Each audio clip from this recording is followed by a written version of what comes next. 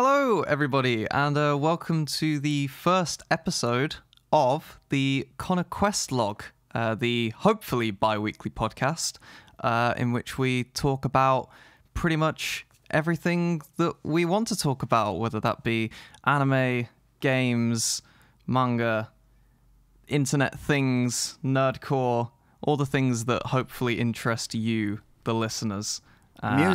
Music is also one of them. That's also another thing.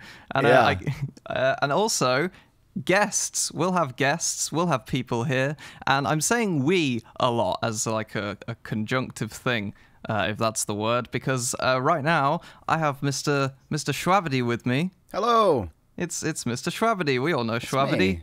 Apart from the people that don't. For the people who don't know Shwabadi, why don't you give them a little rundown of who you are? I'm a musician. I'm a rapper. I make rap music. I work with Connor a lot. You do. And again now, more work. Yes. We're doing a lot of things together recently. We are. We're like we need a good duo name, to be honest. We need to live together. Well, let's not get ahead of ourselves. We're not quite there yet. We're not quite there. But yeah, I've wanted to do a podcast for years and years. I remember listening to the Game Station podcast back when Polaris was called the Game Station, with Total Biscuit, Jesse Cox, and Dodger, and that was my kind of first experience with podcasts. And since then, I've just loved them, and I've wanted to do one for so long, and so I'm really happy that I get to do a podcast now. There was nothing stopping me, but I just felt like it would have been bad, and no one would listen to it, and maybe no one will listen to this one. But no, I think people will listen to this now because you have an audience. However, I'm not certain it's going to be good. So there is still that aspect. That is still an immense possibility. Okay, so I mean, I guess I'll run down a little bit of the format of the show and what it's going to be. This whole introduction is going to be a bit longer than it normally would be because it's the first show. We want to give you the rundown of what's going to be happening, what we're going to be talking about. And also, I should mention that Mr. Shwabadi here will hopefully be a consistent co-host. Give or take. Sometimes where maybe you can't make it to the show recording, but I'm sure we'll work around it and make sure that you can be there. I'm here for life, bitch. Yeah, can't get rid of you, even though I try. Says the man who just suggested that we move in together. Yeah, there's some inconsistencies in the law right now. Don't worry about it. Okay, so we'll do a short intro every time, pretty much. Just say who we are, just to brief you again. Should we have a guest, we'll do a little bit of an interview with them. Make sure you know who they are, what they're doing here, why we know them, where they came from. All their dirty little secrets that we want to extract from them through various means. Popular internet topics. That's something I've got written down here. Just something that's happening. Just anything, something that is, relevant to what we do, maybe, or maybe just relevant in our world. Maybe not in our world. Maybe there'll be a massive world event that happens, and this will get super political. Probably not that though. Probably not. Not that. An anime and manga related topic, because we've got to push the fan service, because we know all of you little weebs out there want to know about our anime takes and things like that. I'll try and vary it up a bit. This one is simple that I've got for this show. This one's very, very kind of bog standard, but I do have some good ideas for later shows, and I have specific ideas for when we have certain guests on for what I want to talk about, because I think that they will yield good results. For anyone wondering, by the way, Connor's prepared all the material for the show. I have done nothing, so I have no idea what the topics are going to be, what we're talking about. So I'm literally just here for the ride, which I kind of love. I kind of love that I just didn't want to be alone. I just need someone to hold my hand while I'm going through this absolute nightmare. After that, we have got we come to the kind of the end of the show. We've rambled on for long enough, so we're going to do a quick song spotlight. We'll both have chosen a song that we think deserves a little bit more recognition. So and maybe a smaller artist that we've kind of clocked on our little journey. Not that we're massive, but every little helps. That's Asda's tagline. I think it applies here. That's Tesco. Is it Tesco? Pretty sure it's Tesco. Is it Tesco? What's Asda's? That's Asda Price. Fuck. That's Asda Price, and they slap their ass, and it goes ching ching. Oh, yeah, they slap their ass. We can curse on this podcast, by the way. I make the rules. Fuck. Yeah, there we go. Fuckity, fuck. Fuck 'em, fuck 'em, fuck 'em, fuck 'em. There goes the monetization. Thank you, Dunball. After the song Spotlight, we're just gonna have a little bit of a laugh and get ourselves a bad comment that we all love them. Oh, we love them. We live for the bad comments. Right. Well, that's the format of the show. We don't have a guest, technically. I mean, you're technically the first guest of the Conquest log. Hell yeah. Which I now realize kind of sounds like me going for a shit. Yeah, you're gonna drop a Conquest log. I'm gonna drop a Conquest log. Watch it drift out into the river. Shall I interview you? Shall I fire off some questions to you? Fuck, I don't. If you want to. Okay, I could think of something on the top of my head. What got you into Nerdcore? Who was the first kind of experience that you had as a nerdy musician that really made you go, yeah, this is me. This is what I want to do. Istanbul. Yeah. It was those epic video game raps. Skyrim. Obviously. Mm-hmm. Assassin's Creed. Shit, what else came out that era? Oh man. Creeper one? Those No, I wasn't like into Minecraft that much when I was in school. So I was like 13 back in like 2011 when Skyrim was coming out, and me and my friends were super into Oblivion, so we were super excited for Skyrim to come out. And then we found what's the animator called that did like the funny Skyrim stuff at the same time? I have no idea. Is this before your time? Maybe. You're too young? Maybe. I'm 3 years younger than you. That's true. We were all going crazy for Skyrim content anyway. And Dan Bull's Skyrim epic rap. We all sat in the library, because that's what my group of friends did at lunchtime, and memorized the lyrics to Dan Bull songs. Yeah. And rapped them at each other. So that's probably what got me into it. See, I did that, but in the confines of my own home.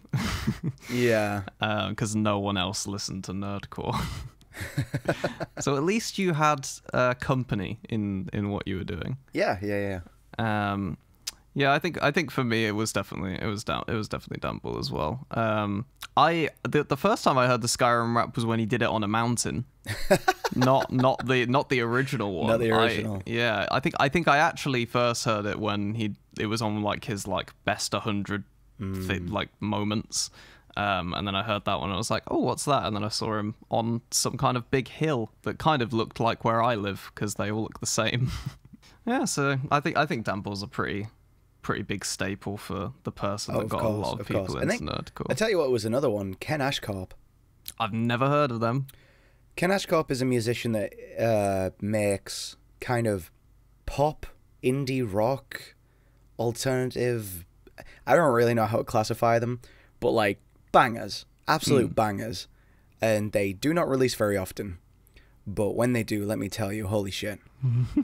Just incredible. They wrote like World of Warcraft songs, Gravity Falls, Pokemon, like League of Legends, I think. Like just like a bunch of nerdy stuff. And that was like the first time I'd heard like nerdy music that wasn't rap. Yeah. And that was like, oh shit, I can like make songs? Okay. So that's another big inspiration. Shout out Ken Ashcorp. Shout out Ken Ashcorp. That's a name I'm gonna have to Google. Ken Ashcorp has a song called 20% Cooler.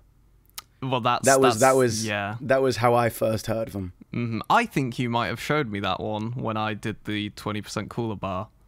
Maybe. I feel like you actually did show me that song, and I just didn't register it as this is Ken Ashcorp, because I just don't know who that is. What food do you like?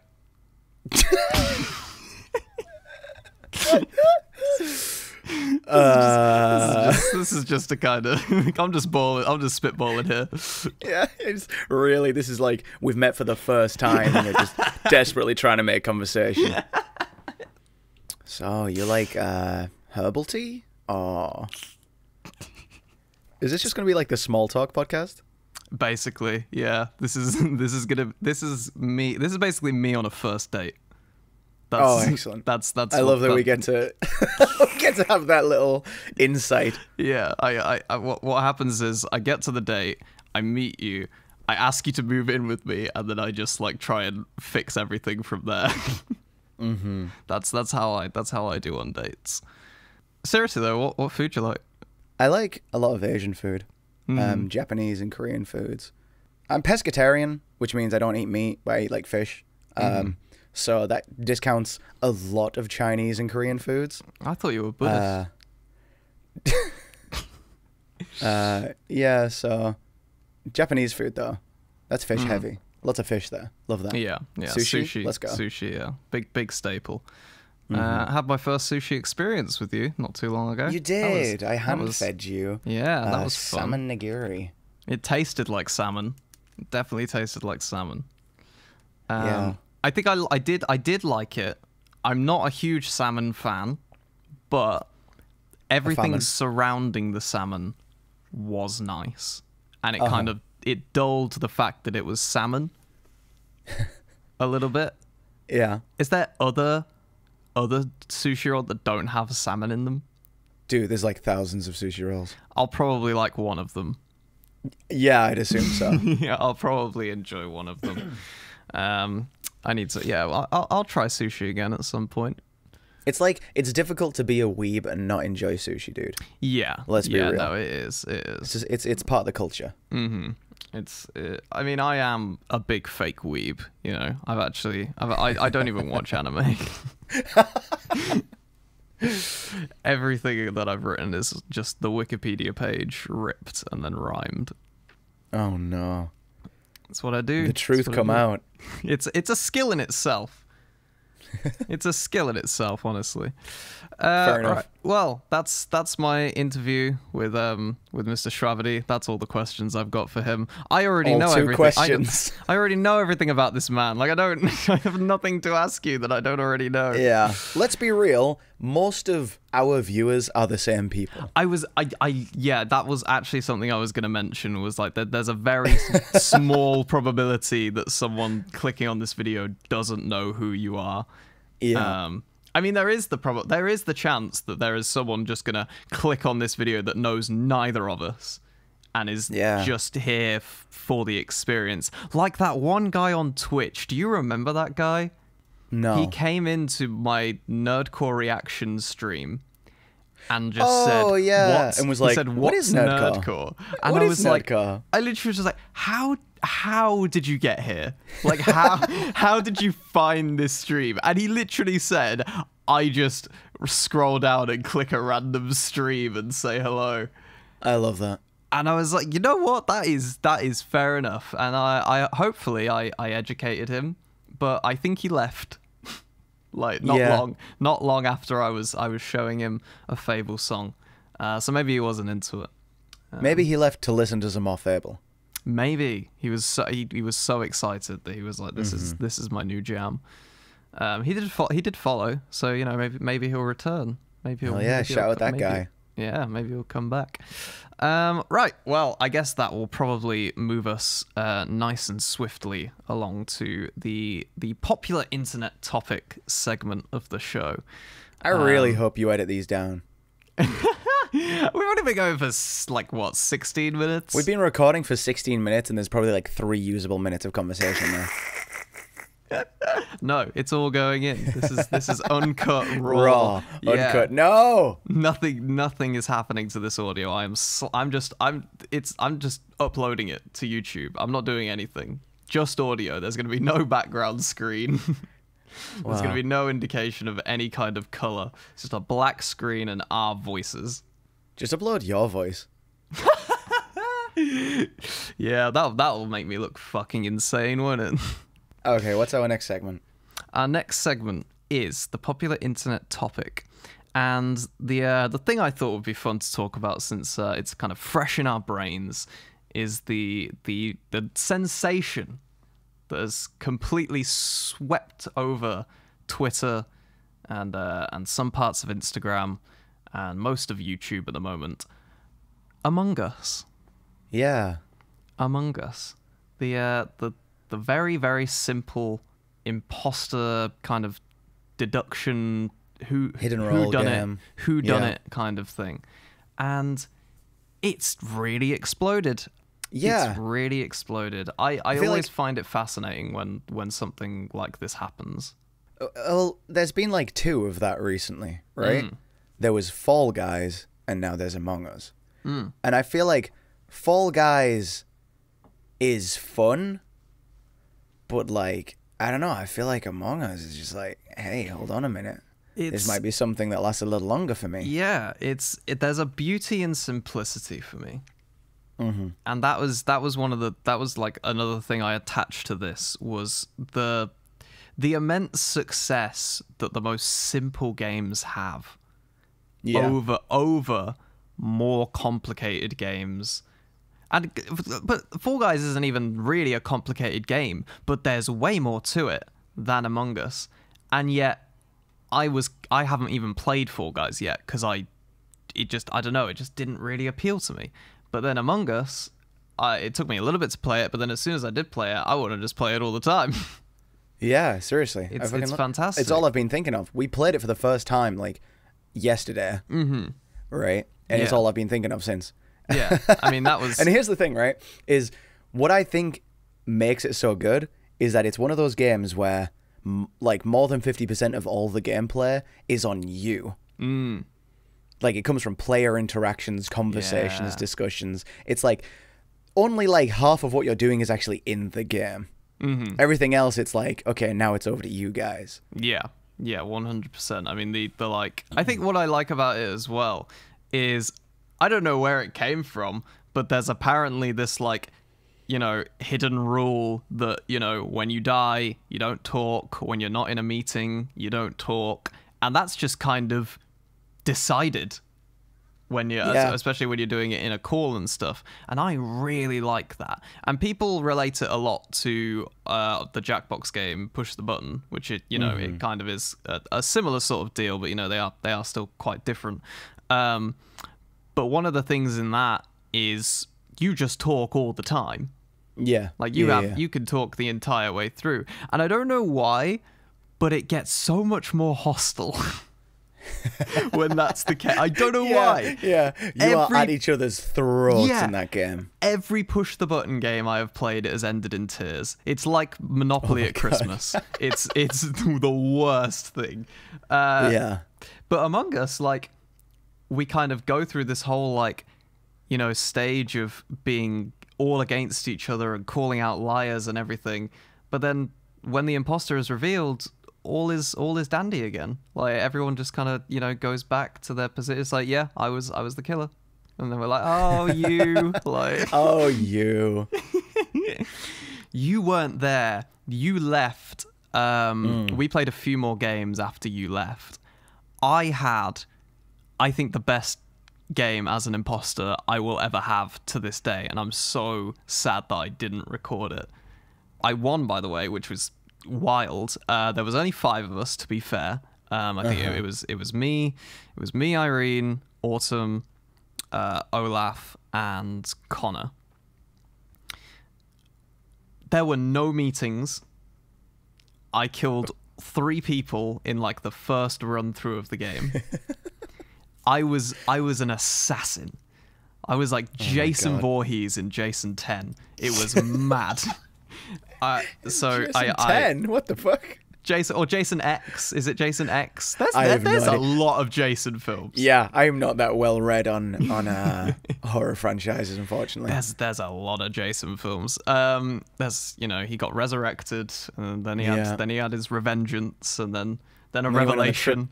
And then he went on the trip with the Argonauts. Yeah, he's done everything. There was the Teletubbies spin-off. The Technicolor Dreamcoat. Anyway, so I was on a murder spree, right? So I started it off Followed Olaf. Well, actually, I went myself into the kind of front navigation port area.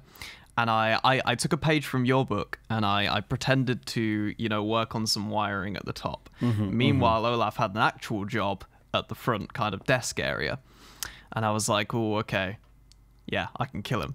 So, snapped his neck. Easy, boom, done. He's out. I run out. And I see Connor running down. And I'm like, shit, he's going to discover the body. And I'm fucked because I've just come out of there and he's dead. But luckily, he was so afraid of me that he ran the opposite direction. I love that. And just kept running. So I was like, well, I'm taking this opportunity. And I just kept running after him. And eventually we split off. And then I thought, well, I need to make sure that people are away from that area. So I sabotaged the reactor. Easy done. Get them all over to that area. And once I actually do that, I make sure that I'm scanning everything and up there in the scanner, so there's no suspicion on me, essentially. There's no suspicion. So I run down again with Autumn, and Irene and Connor run up. So I'm like, well, this is my opportunity to get a bit more blood on my hands. So follow Autumn into the wiring room or electricity, wherever it is, and just straight up decapitation. Just no one's around. I know that no one's near. Just get her in the corner. Done. Donezo. Out of there. Then we vent up to medbay. Get just totally away from the situation. Then I realize, I only have one more kill until I win this thing. It's time to sabotage oxygen. Because that's going to split them off. And to be honest, I probably didn't even need to do that. I just needed to find one of them before they found the body, pretty much. But I decided I'm going to go out in style. I sabotage oxygen. I go to the top one. There's Irene, bless her, sweet and innocent, just trying to fix her breathing. And I'm like, nah, you're not breathing anymore. And she's out, and I win the game, and they were all flabbergasted. They were completely taken aback, and I was just on fire that game. Wow, thank you so much for that Among Us audiobook. The full version will be available at retailers this Christmas. For anyone who hasn't played the game, that's going to be just nonsense. Oh yeah, But for the rest of us, I love that. That was very dramatic. But I hope, if anything, that convinces people the absolute intensity that this game brings for being what is essentially just the most simple of concepts. It is, yeah. And hide. Just hide. Don't get caught. Kill people. Get caught killing. Don't get caught. It's good. It's so good. Yeah, they flourish it with these little tasks that you need to do and things, and make it so that you're actually kind of in this weird little world and doing things and actually actively trying to avoid stuff, and it gives you reason to move about and different tactics and everything. I like it a lot. Hell yeah, dude. Do you want to play more tonight? Yes. You really made me want to play more now. Kinda Wait, stop recording. Let's play Among Us. Let's go. And that is a trend across years, though. When you look at things like the indie horror genre, that is just 100% an extremely simple concept done really well. You look at FNAF, you look at Slenderman, they all exploded, and it's because they just did what they did super well, even if they didn't do a lot. Yeah, for sure. So if there's any takeaway here for game designers, it's do less, but do it better. Oh, for 100%. Real. Yeah, 100%. I feel like that's a good motto for anything. Don't overdo stuff. Just there's beauty in simplicity. Wow. I told you this was gonna get philosophical and political at some stage. We discuss the deep things here. We do. We go deep. This is the deep dive, the Shwabadi deep dive. The Shwabadi deep dive. Have you done one of those? Did you release the No, I wrote 2 of them and then pussied out. Ah, what? I don't want to do them because it feels like, I don't know. Look, I'm not an actual music creator. For those who are wondering, Shwabadi Deep Dive was a series I was going to start where I basically write little video essays about online musicians, looking at their old work, their influences, blah, blah, blah, blah, blah, and reviewing them, right? Except I'm not actually a very good critic of music, and I'm also not very good at, like, any sort of journalism, so they all came out a little bit imperfect, I don't know, scruffy. You don't want someone doing a Shwabadi deep dive on your Shwabadi deep dive. Basically, is what you're saying, and basically calling out your errors. No, I think you should do it. I like videos that are like that and just kind of go into because I don't really think anyone that does YouTube videos in that style, unless you are like your job is a reviewer, you know, it's just kind of something you do as a like anything, like music or things like that, you know. I don't know, I obviously don't know everyone's backgrounds, but people generally, when they start to review stuff, it's just because they like reviewing things rather than they've taken an educational course in it. Because if they've taken an educational course in it, they're not on YouTube, they're in a newspaper. You know, that's generally where you end up if you're doing some kind of journalism in. Okay. You know, I just think it's basically me giving my ideas with some conjecture and a little bit of research, but my ideas and opinions aren't that good, and my research isn't that well done.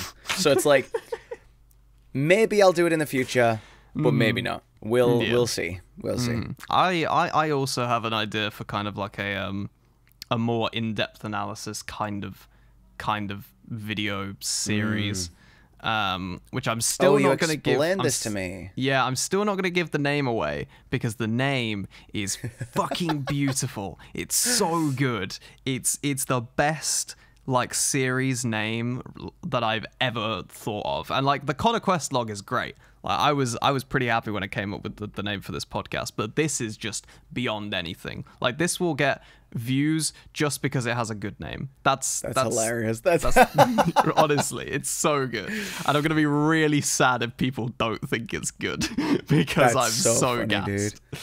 I cannot wait. But yeah, it's basically just taking a song from a nerdcore artist, obviously, because that's what we're more, you know, prevalent and known towards.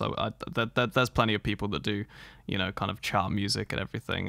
One guy who I think this is taking a lot of inspiration off is a guy called Unabashedly Reggie, who does basically all of Eminem's stuff, and you know his Eminem breakdowns and rhyme scheme patterns and things like that do really, really well for him, and I love watching those.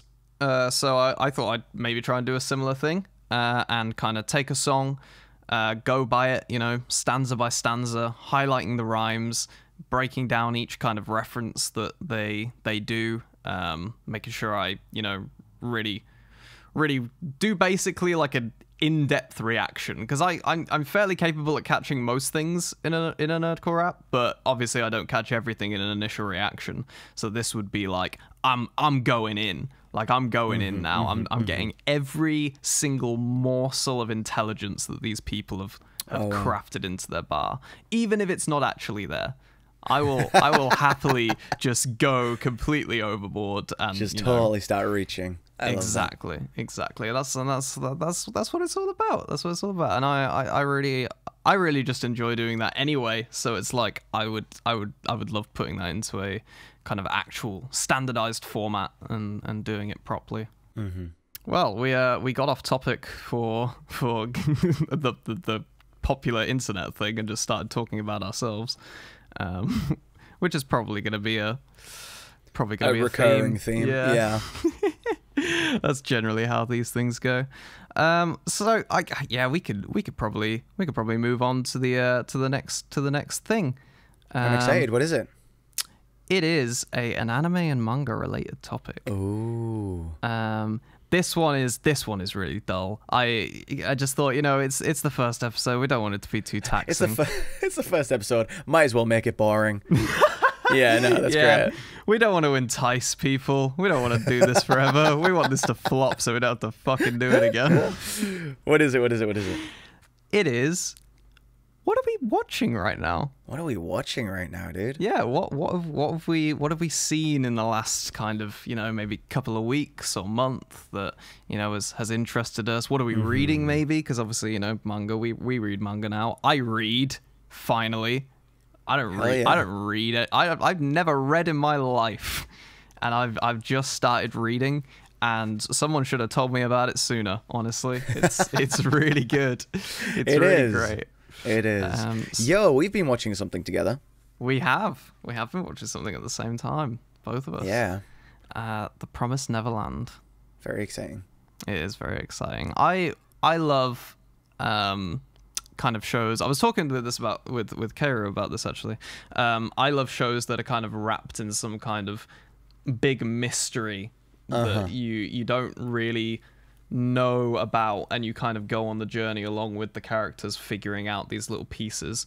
And totally. Some of them are more obtuse than others. Some of them are kind of obvious, and sometimes and you're like, oh yeah, that's that thing. But I think Promised Neverland does a very good job of kind of coating that mystery. We'll try not to spoil anything while we're talking about it. Yeah, no spoilers, but it's very good. It's very good so far. We haven't even finished it.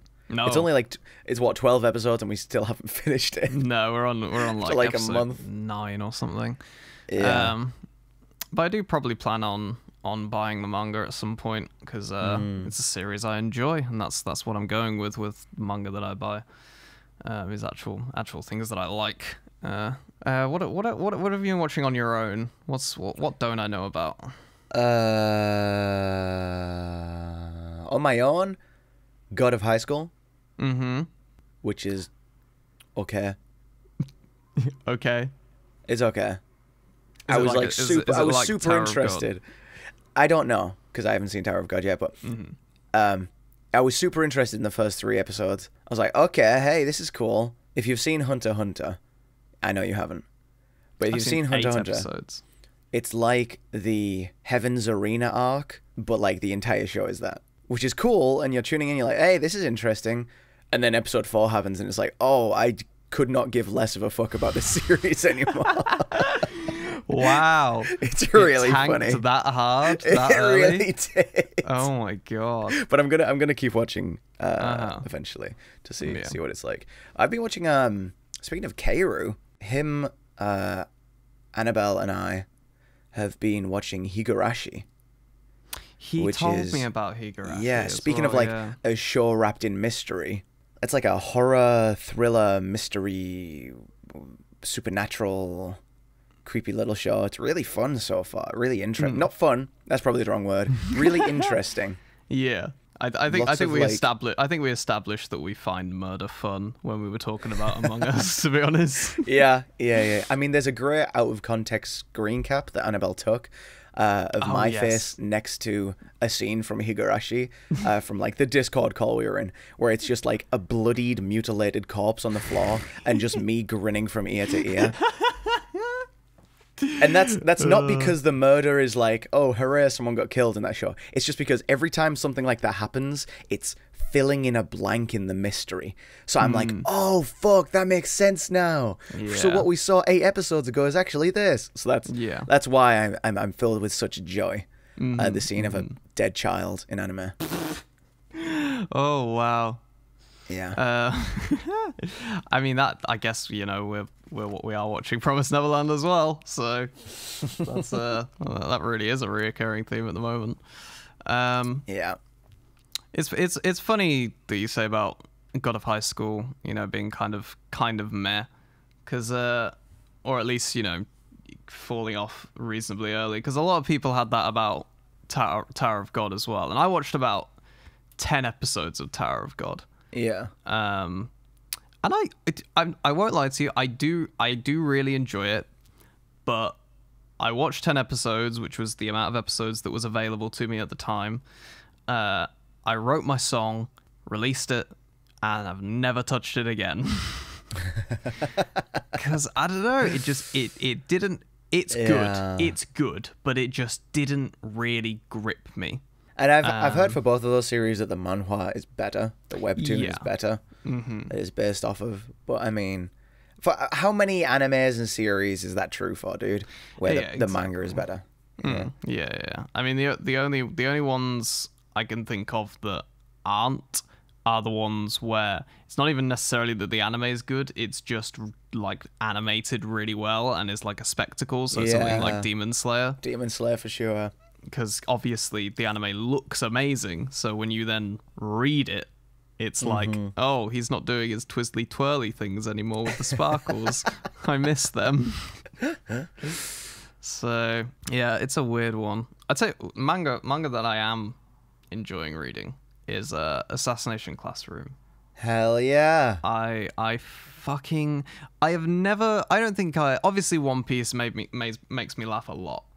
There's moments in One Piece that are genuinely hilarious, but Assassination Classroom, like whole volumes, I'm howling. It's like, very funny throughout the entire very thing. It's got these great fourth wall breaks. I don't know if you saw the screen cap that I sent you of one of the pages that I lost my mind at.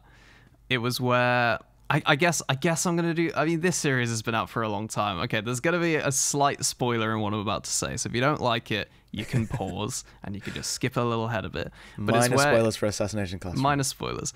It's where they first meet Ritsu. Is it the AI? Yeah. And Koro has just done his big kind of upgrade on her and made her a cute virtual anime girl. She's a VTuber. She basically becomes a VTuber. She's a VTuber, yeah. And there's a character in it that says, her double Ds aren't real. I don't have a problem with that at all. Do you? And then someone says, someone behind him with just like the most shocked expression on his face is like, Tabayashi, are you sure those want to be your first lines in this series? Yeah, I do remember that. I lost my mind. That's so good. I literally had the bookmark and just put it down to laugh. It's the first time the character has spoken in the show so far, in the book so far. And it does that a lot. There was like a really dramatic scene with Koro Sensei, and then like after it all happens, he like breaks down in like tears, and it's like, I'm supposed to be the comic relief. I don't do dramatic scenes. It's just little things like that just it's so I know funny. The mangaka for Assassination Classroom takes a lot of inspiration from Bobobo.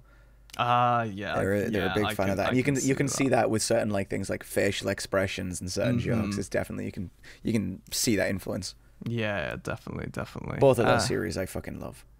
And yet, you know, with all this comedy that's like thrown throughout it has some fucking epic scenes, like genuinely amazing. And like there's again, despite all the silliness, there's this little bit of mystery that's just slowly being kind of sprinkled throughout, and I really like how it's just not giving you anything. I am only up to volume 6 at the moment. It is a very interesting series, and it has some of the most wholesome, like heartfelt scenes. In like any series, and I think that's something that like comedy anime does very well. Or not comedy anime so much as anime that features a lot of hijinks and comedy and funny stuff, is that the second it like flips the switch and starts getting heartfelt and serious, it feels more impactful. Because of like the usual tone. That's one thing I love about One Piece, is it's not like a comedy anime, but it's a very humorous, light-hearted adventure, right? So then the second it switches into something really serious, you're like, oh shit. Yeah. You know what I mean? It hits a lot harder than otherwise. 100%. I mean, I recently just bought the entire series of Assassination Classroom, so I'm trying to read through it as best I can. I almost don't like it. It is like reasonably short though, so I feel like as soon as I finish it, I'm just gonna feel this massive hole in my life and have to move on to something else, because I sped through One Piece, which I am almost glad I did, because I don't think I would have liked Skypiea as much if I hadn't read it in 3 days. because you took a longer time. I took like a week me. and a half to read Skypiea because I'm And not a very quick reader. Yeah, and I think that's why you didn't enjoy it as much, because it felt long-winded. But for me, it was, you know, I just read that whole story just basically back to back, that whole arc, like just not stopping. And I think that's why it had a bit more of an emotional impact for me. And I'm really sad because I don't think Irene's going to like it either, because she like stopped halfway through Skypiea and just hasn't read for like 2 months. So there's going to be no emotional weight there whatsoever.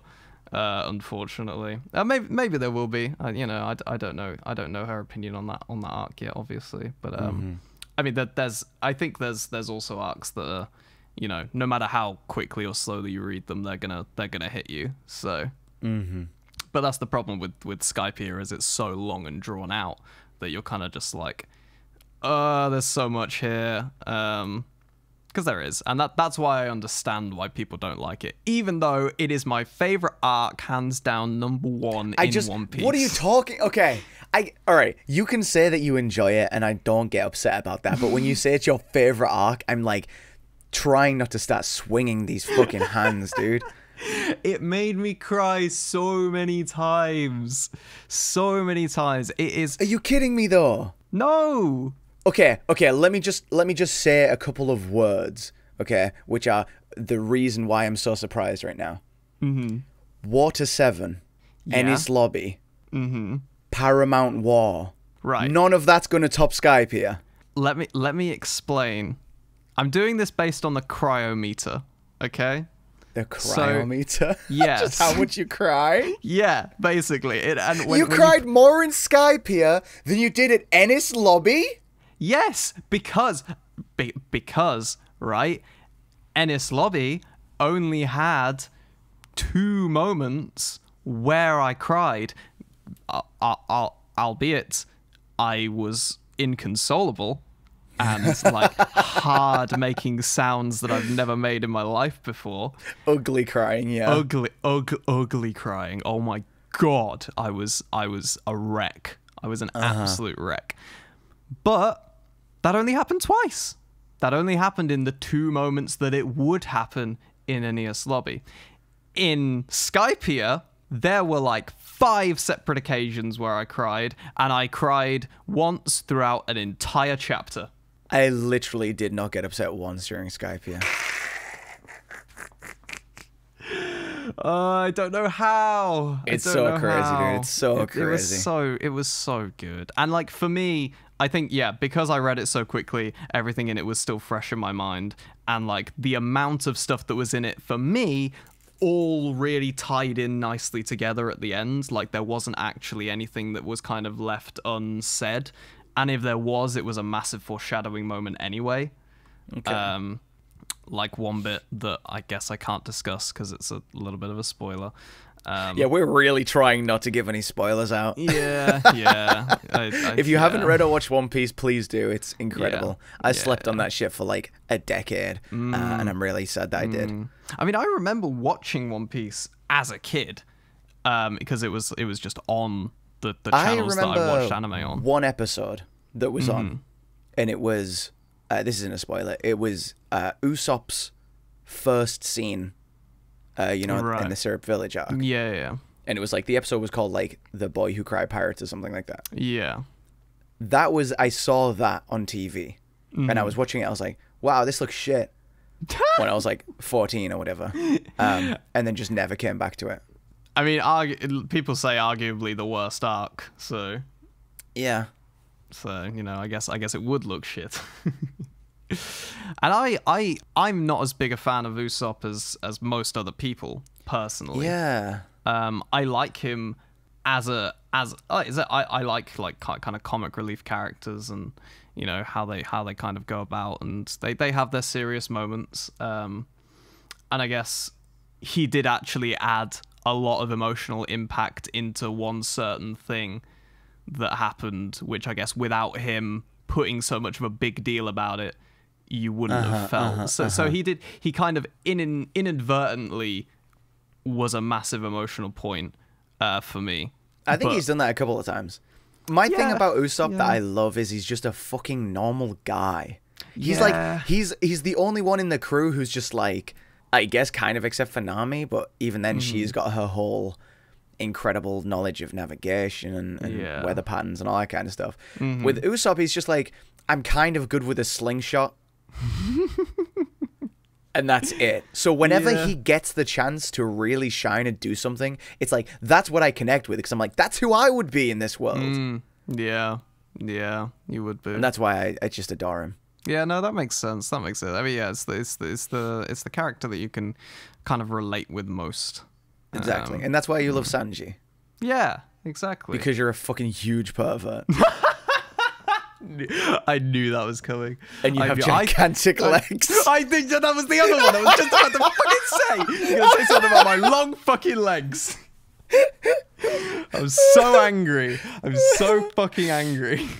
Blackfoot Conquest. Oh my god, no! I'm wearing like black jeans right now as well. Yes, dude. Because I just got a new outfit and I was really excited and I got all the get up on and now it's just to my detriment. I'm so sorry, but I'm not sorry. Oh, not yeah. It's fine. It's fine. I do think if I was gonna be someone, I did want to be a chef when I was younger. Crazy. I did want to be a chef when I was younger, which is funny because I pretty much just ate cheese and bread. I had no palate whatsoever, but for some reason I wanted to cook food. I'm better now. I eat a lot more things. Yeah. I got better. I got better. I fixed my problems. My taste buds evolved. But honestly, I was talking to Irene about this the other day, because I think like the first time we all kind of started speaking to each other, we did like these like food tests of like what we do and don't eat to like determine whether you're a picky eater or not. Okay. And like, I know Annabelle is the worst out of all of us. If you guys had met me 5 years ago, I would have been even worse. Because I ate nothing. Yeah. I ate like meat, not even all meat, cheese, and like I say, bread. And that was pretty much it. And I drank Coke. That's hilarious. That was it. I mean, I'm the type of person who will eat basically anything. And I have eaten almost everything. Just trust me on that one. Don't need any evidence. But my issue comes with like, I don't want to cook. Yeah, it's a lot of effort. It is a lot of like effort. If you go to a restaurant, I'll order some wild shit at a restaurant. But if I'm at home, I'm like, yeah, dude, microwave macaroni cheese. And I am getting better. I'm getting better at like I'm like, oh shit, I should probably make a salad or do some vegetables or actually bake some shit for this. But man, when I was in university, if it didn't come in a tin, I wasn't eating it. Oh yeah, university was the worst. Do you know what? I did do a little bit of cooking in university because I felt like it gave me some kind of weird independence, and I did always feel good doing it. I would make like my own pork chorizo burgers, and put a little bit of lettuce and red onion in that brioche bun, and feel like I'm at a gourmet restaurant. Hell yeah, dude. But other than that, yeah, packeted pasta, microwave meals, lasagnas, a lot of lasagnas, a lot of pizzas. But yeah, it was fun. It was acceptable at the time because you're a student. You got to live off what you got. Yes, dude. So we were talking about One Piece. We were. And then you made fun of my long legs, and I had to divert the situation. Your defense mechanism. Yeah. But yeah, I mean, I guess that's pretty much the last kind of few things that I've read. I'm just looking kind of at my shelf just to kind of see if I've done anything else interesting. I watched the last episode of My Hero the other day. Because I hadn't for ages. Like season 4 finished so long ago. I got to the last 2 episodes and just didn't watch them. But I did watch them finally, and I gotta say, just send him to prison. That's all I'm gonna say. That's all I'm gonna say. Just send him to prison. He's gotta go. He's gotta go. I appreciate the effort that they're making to try and give him this whole like redemption thing. For those of you who don't know, I'm talking about Endeavor here. Clearly, yeah, he really needs like his comeuppance. And I don't know. I maybe he's gonna get it. I haven't read any manga of it. I'm probably going to continue the manga now from where the anime has left off. But yeah, I just don't really think like getting punched in the face a bit is enough. No, not really. I mean, it's a story I have. It is quite a serious storyline for like a shonen. It's nice to have style. It there. Mm-hmm. As like a secondary running theme and a narrative.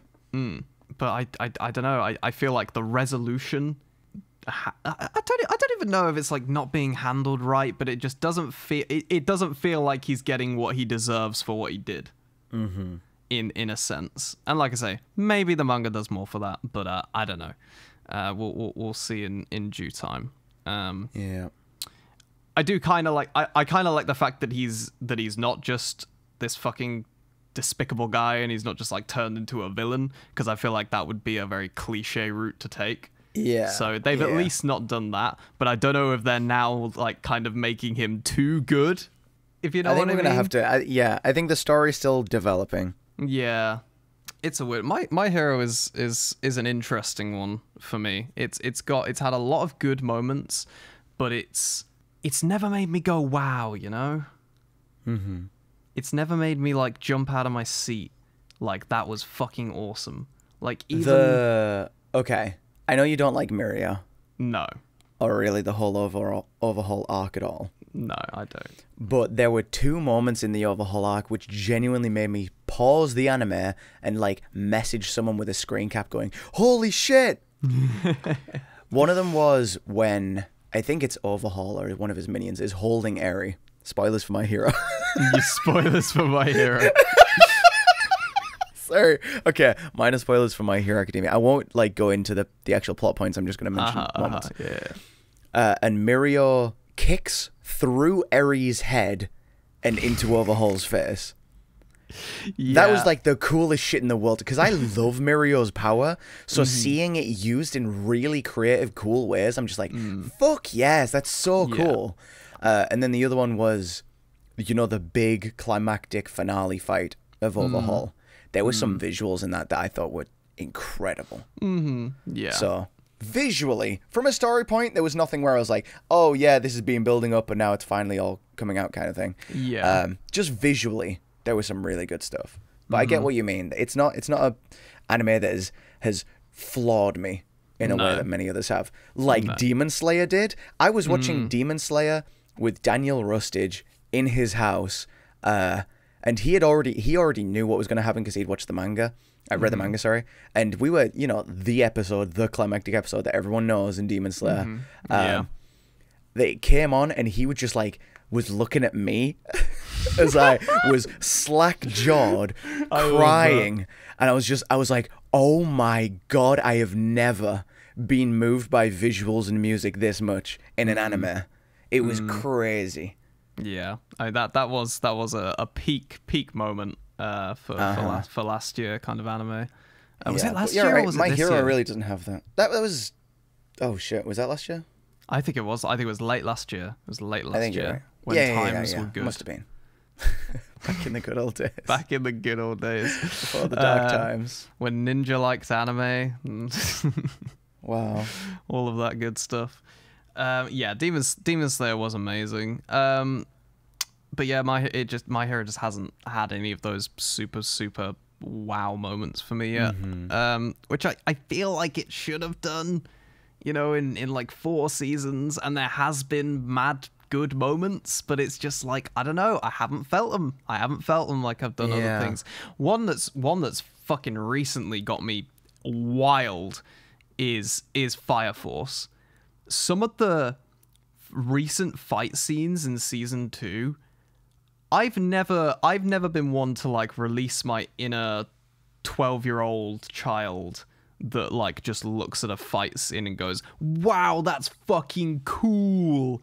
Like that kind of vibe, you know, like the kid that's really into like superheroes and like the jackedness of people and just beating on someone, beating on a crook, on a criminal.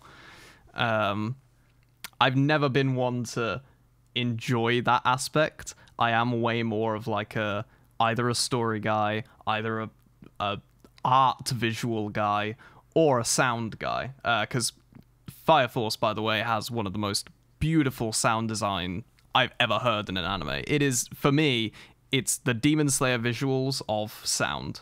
Like, okay. It's got such good sound design. It's unbelievable. I cream every time I hear a sonic boom explosion.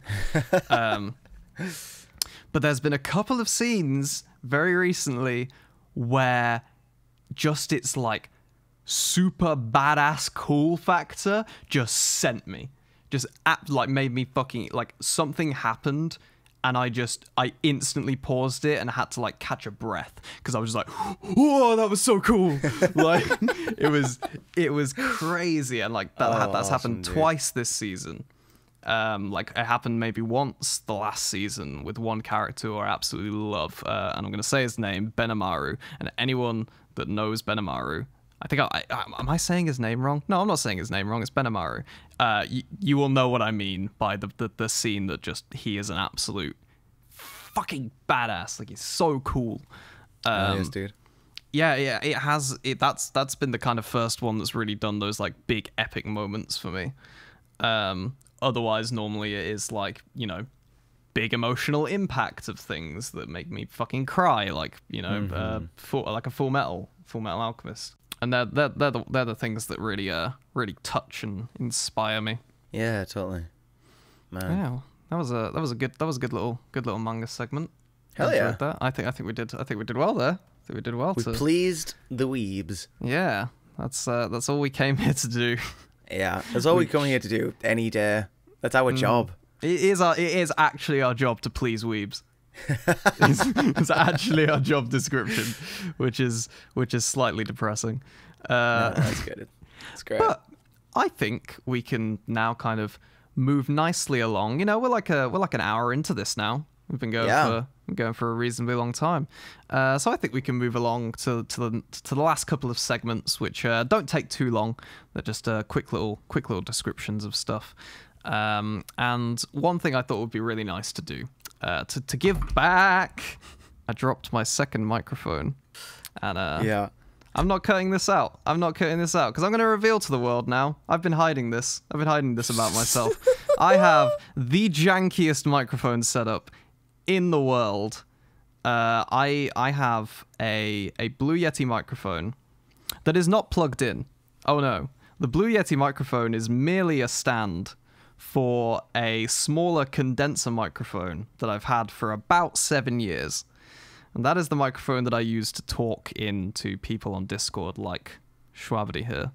What I'm recording with now that you can hear my voice on is my SM7B, which is craned over my head and just looking down at me menacingly, just thinking what a disappointment I am and wishing that it was in a professional studio environment.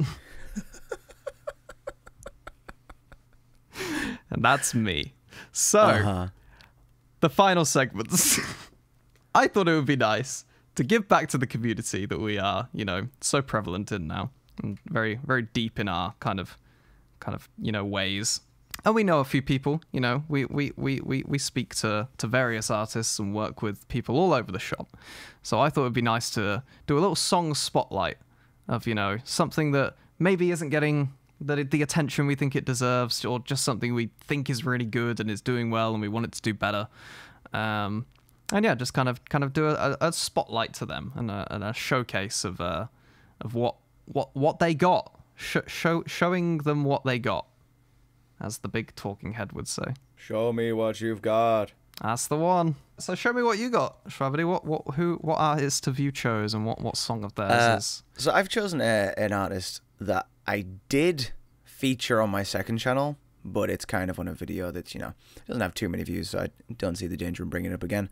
The name is JG Boston, and that's just all as one word, JG Boston. And this dude is, like, super unknown. Like, most of his videos on YouTube have less than 100 views. And his songs are really cool. He has, like, a few different styles. The one I really like is the more boom bap, old school kind of stuff on his channel. So, like, the song in particular that I really like is a song called Dilo, spelled D-I-A-L-O. JG Boston, Dilo. Just super vibey. The flow, unreal, non-stop. Love it. Love the tone of his voice as well. And it just has, like, almost no views. So I would love for people to check that out. Yeah, let's fix that. Let's fix that. That is your Conquest, viewers, is to go and view JG Boston's video, Dilo. Which, yeah, good. I like that. I'm gonna listen to that as well, because I haven't listened to that. So we'll see how that is. My suggestion for people is specifically a specific song from Sailor Your Love. Okay. Not her. One of her more recent ones, not her most recent one, but the Sasamaru rap. I really love that song.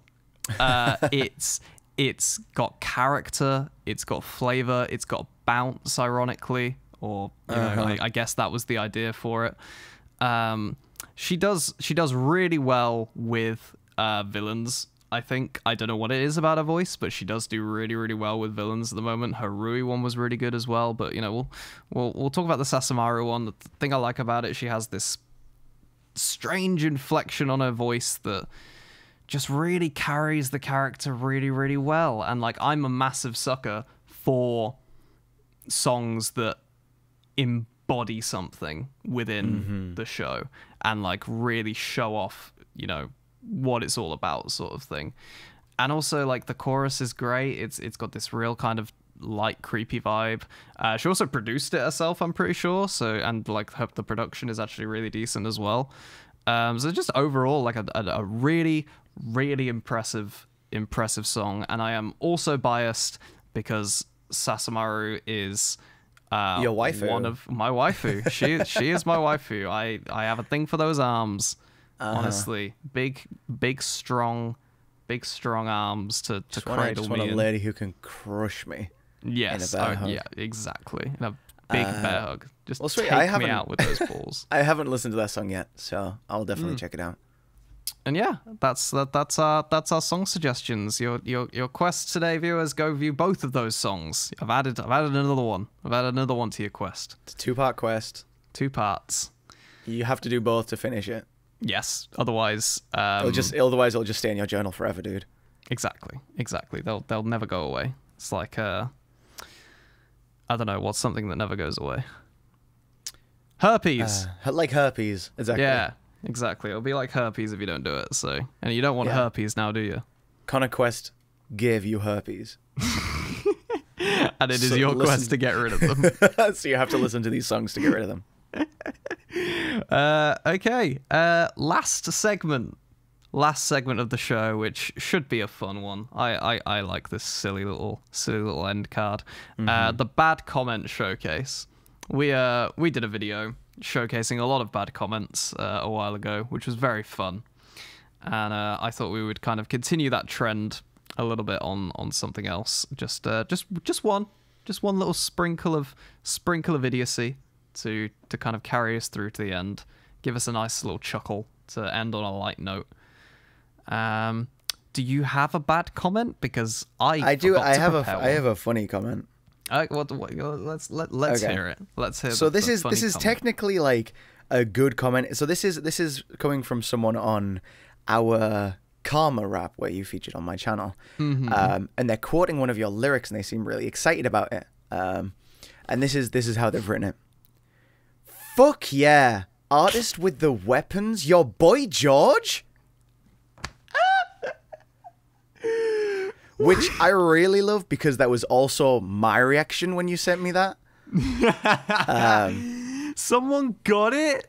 Well, the parts of the bar that they quoted were weapons drawn, Boy George. No mention of the actual Karma Chameleon line. So I don't know if they got it or if they just liked the rhyme. Maybe. Do you know what? That is probably one of the better bars I've done that no one will ever understand. No one will ever catch it. Because I still don't think anyone has. Well, it's not even like that complicated. It's not. A Karma Chameleon Boy George? It's all there. It's all there for you. You don't need to do any legwork. It's written right there for you. I do like that he appreciates the rhymes at least. I mean, that's something. That is something. I really want to know what he thinks Boy George refers to. Sam, because I really want to know. He's only mentioned those two parts. Maybe there's... I was going to say maybe there's an artist called Boy George. Yeah, there is an artist called Boy George. That's who I was talking about. Yeah, I'll just read it one more time. Okay. I just love the way that it's written. I'm ignoring the spelling mistakes because I know what he's trying to say. But the way it's written is just really tickling me, the energy, dude. Fuck yeah. Artist with the weapon, your Boy George. It's like he's genuinely like, your Boy George? I never knew Boy George did a fucking Karma rap. Are you kidding me? This whole time, Karma Chameleon was just Boy George's Assassination Classroom rap. Fuck. This whole time, I thought it was the first English rapper to cover Assassination Classroom. But it was Boy George, It was Boy George. That's should that be the title of this episode? Boy George is a nerdcore artist. And it's right at the end as well. It's right at the end of this episode, so you're not going to understand until you get all the way through. That's happening. That's happening. Excellent. Oh, Jesus. Right. Well, I think that's a pretty good place to end off. Literally right at the end, we get the title, the title of the video, the finalization of everything. Yeah. Thank you, everyone. If you made it this far, if you really listened through all of that incessant rambling, and if you enjoyed it as well. And left a little like and a comment to tell us, then that is also extremely appreciated. Subscribe to the channel, maybe. You know, that's something you could do as well. This is obviously going to be on Connor's Side Quest, my second channel, which you'll be able to hopefully find all of these episodes. Should there be more? I'd like there to be more. Should there be any more than this one? I would enjoy this. Yeah. This has been fun. I did like this. It makes me happy to know that this has gone reasonably well and my podcast dream isn't dead yet. Until you get into the editing stage and you're like, oh fuck. Until I realize what a horrible mistake I've made. Well, I guess it's time to say goodbye. Any final words, Mr. Shwabadi? Do you wanna let people know where they can find your stuff? Yeah, you can find me at youtube.com/c/Shwabadi. That's a fucking tongue twister because there's lots of sishes.